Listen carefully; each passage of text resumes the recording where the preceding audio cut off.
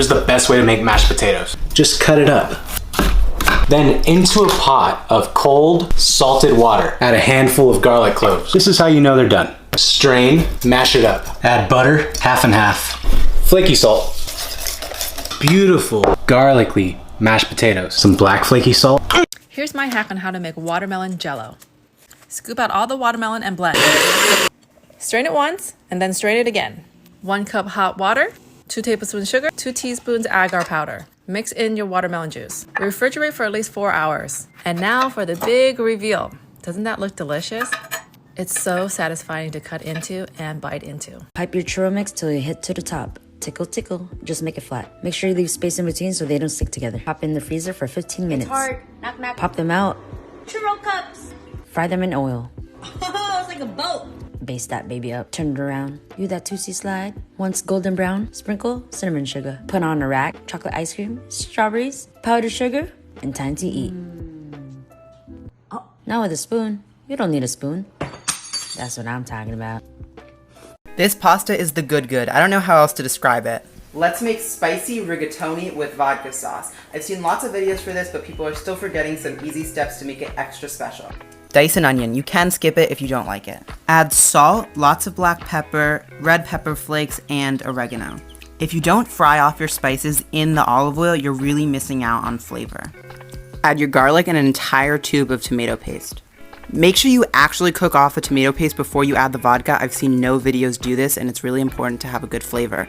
I added 1/3 cup of vodka and 1 cup of heavy cream and mixed it up. Then I turned off the heat on my sauce, salted my pasta water, and added my rigatoni. Most Italian chefs will actually remove garlic cloves from their final sauce, but that's really your business. Reserve pasta water, drain your pasta, mix it with some pasta water and some Parmigiano Reggiano cheese. I actually take my pasta out a minute before it's al dente so it can simmer in the sauce with the pasta water and be perfectly cooked when it's done. Hey guys, Eitan. Today I'm showing you how to make the world's best cookies. No cap, they are from bonappetit.com. I swear by this recipe. First up, brown your butter. Now add it to your sugar, mix it all up, add in 2 eggs, 1 egg yolk, some vanilla extract, mix it up, add in your flour, add in baking powder, salt by action, mix it up, chocolate chips. Now let it rest for about 5 to 10 minutes. Roll it into balls, top with some flaky salt, bake it, and there you go, the best chocolate chip cookies of all time. Who doesn't love potatoes? Watch my tips. Wash and slice them. I like leaving the skin on, but if you don't, just peel it. Boil them with a good amount of salt. The tip is to add a teaspoon of baking soda. Now let's grate some garlic with my baby little grater. Add some olive oil. I'm gonna leave this to the side for later. After about 20 minutes, when the fork just goes through, they're done. Drain into a colander. Be a bit rough with them. Pour them into an oven dish. Coat them in some olive oil. Good amount of salt, pepper. Pop them into the oven. Baking at 180 degrees Celsius. After about 25 minutes, take them out. Push them down a bit with a fork to make them look a bit rusty. And grab this garlic oil from earlier. Brush them on the potatoes. These smell so good. Rosemary leaves. Put these back in the oven. 25 minutes later. Can you hear them sizzle? 2 cups of heavy whipping cream. Boil with your pasta in it, trust me.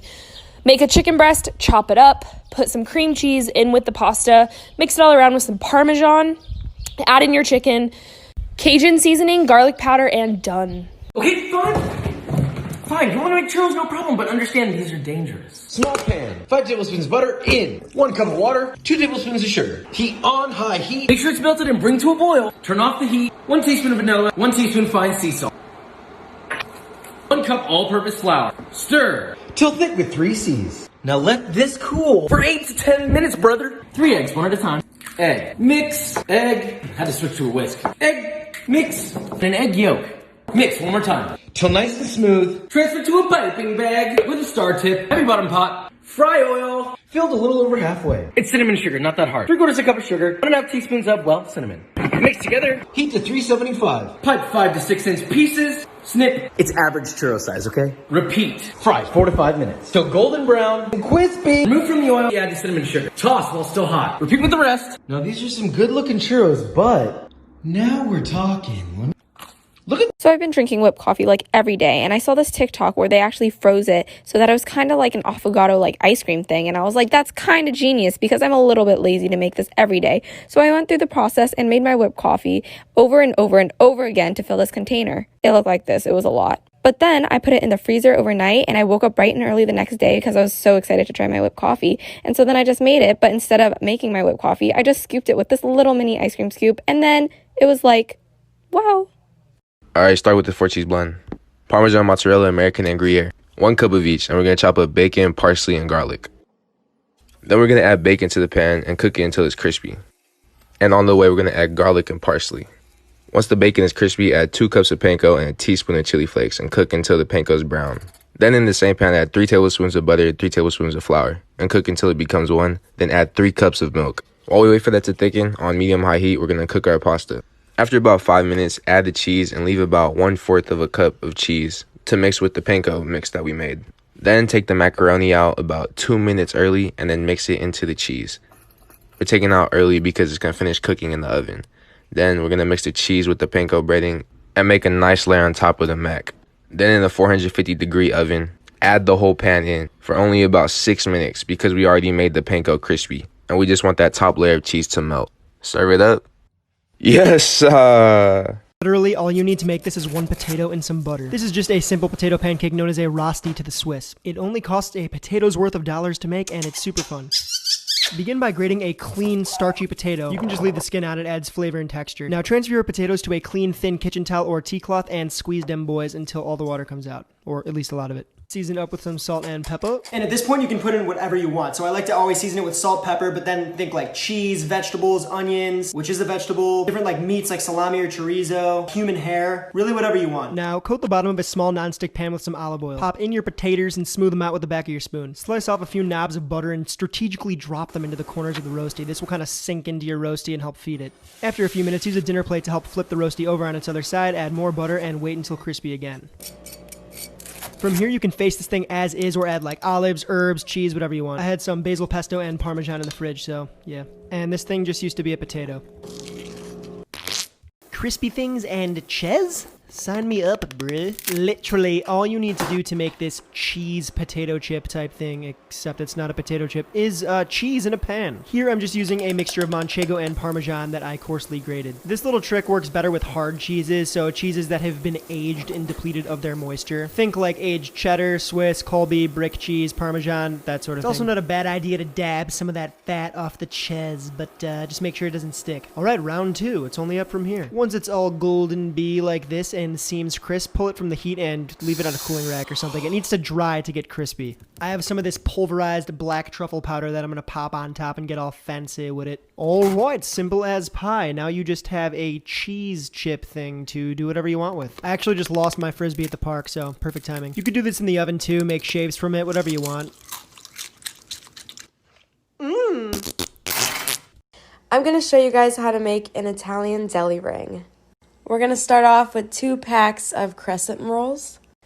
Now lay them out in a circle, overlapping the edges until you make it all the way around. And then it looks like a big sunflower, and then you kind of just like squish it all together like this. And then I'm going to do a layer of a provolone, turkey, ham, salami, more cheese, wrap, and then pinch and tuck. And then brush with egg. Brush it in really good. And then sprinkle with this. Bake at 375 for 22 minutes. Ooh. Plate and serve, and I like dipping mine in marinara. Make mozzarella like super stringy. Cut this mozzarella cube into 1/2-inch sticks. Now I'm gonna bread the mozzarella sticks. Start with some flour, then egg, then flour again, then egg again, and then breadcrumbs. Now just repeat with all the sticks. And fry. And take it out. Now repeat with the rest. And pull. Oh, I can't even capture it all. It's so much. Look how amazing and good it looks. Let's try it with a tomato sauce. Click the plus button for more recipes.